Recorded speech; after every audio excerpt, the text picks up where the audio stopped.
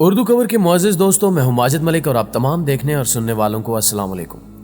ناظرین محترم، اگر آپ نے مسافر طیارے پر سفر کیا ہے تو آپ یقیناً اس بات سے اچھی طرح واقف ہوں گے کہ وہاں تو ایک بہترین کچن سے لے کر ٹوائلٹ تک کے انتظامات ہوتے ہیں۔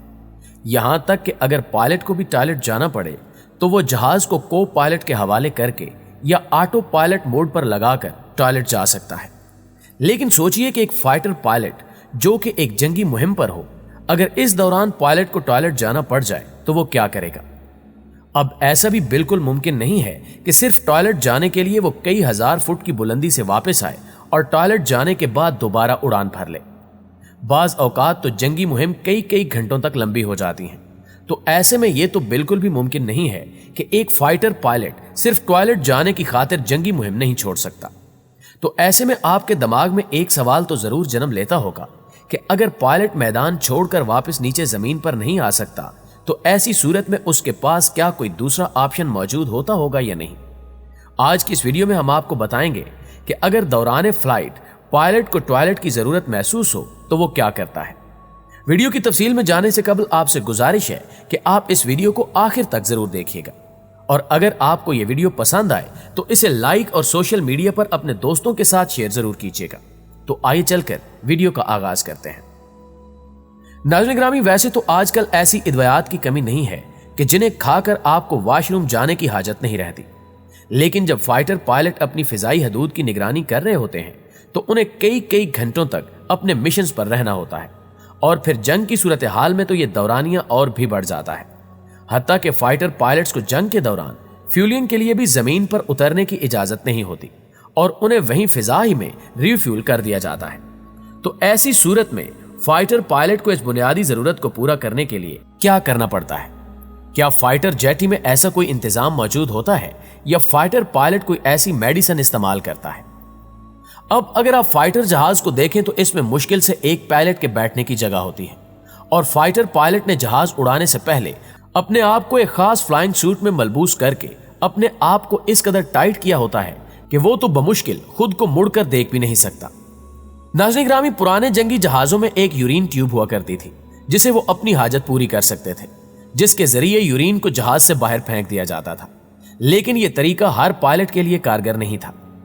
اب آپ سوچئے کہ ایک فائٹر پائلٹ 1200 کلومیٹر فی گھنٹہ کی رفتار سے فضا میں جہاز کو اڑا رہا ہے، اور چاہے آپ جہاز کو آٹو پائلٹ پر بھی لگا دیں تو اتنے تیز رفتار جہاز میں بیٹھے آپ کے لیے اس یورین ٹیوب کو اپنی ٹھیک جگہ پر فکس کرنا بھی بے حد مشکل ہوگا۔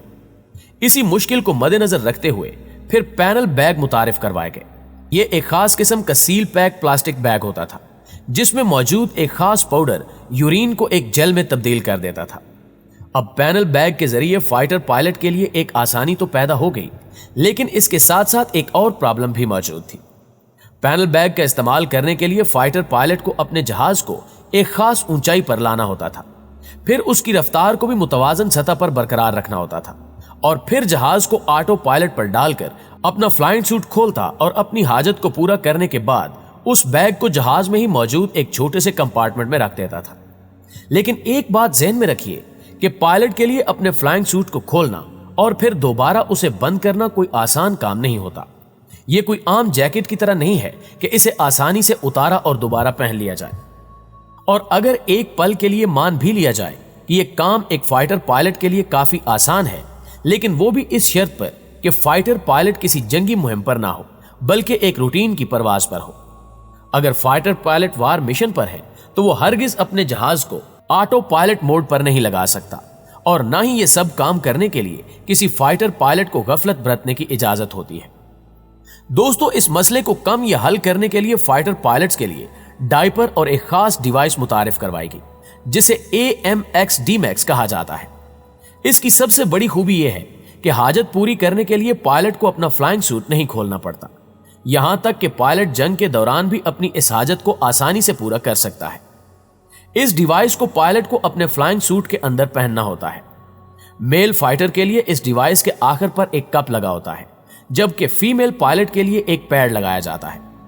فائٹر پائلٹ AMX-DMAX کو پہننے کے بعد انڈر گارمنٹس پہن لیتے ہیں، اور پھر ان کی لگی ہوئی ٹیوب کو باہر نکال لیا جاتا ہے۔ लेकिन इस डिवाइस को लगाना और इस्तेमाल करना इतना आसान नहीं है जितना सुनने में आसान लग रहा है। फाइटर पायलट्स ये अमल पूरी तरह सीखने से पहले इसकी बहुत बार प्रैक्टिस करते हैं। अपने फाइटर जेट में बैठने के बाद पायलट जरूरत पड़ने पर AMX DMAX की बाहर वाली ट्यूब को एक और डिवाइस के साथ अटैच कर देता है, जिसके बाद ये खुदकार डिवाइस कप या पैड में मौजूद यूरिन को खुद ब खुद साफ कर देती है और इस तरह कप या पैड में से यूरिन एक दूसरी डिवाइस में आ जाता है, जिसके बाद ये पायलट उस कंट्रोल यूनिट को रोल करने के बाद किसी भी जेब में रख लेते हैं। इस बात को जानने के बाद आपके दिमाग में भी इस मसले के बहुत से हल आ रहे होंगे कि इतनी मुशक्कत करने की बजाय अगर पायलट कुछ देर सब्र का मुजाहरा करता रहे तो वो अपनी ये हाजत बाद में पूरी कर सकता है। लेकिन ऐसा हरगिज मुमकिन नहीं, क्योंकि कोई जंग हो या कोई मश्क, पायलट को कई बार कई घंटे फिजा में ही परवाज करना पड़ती है।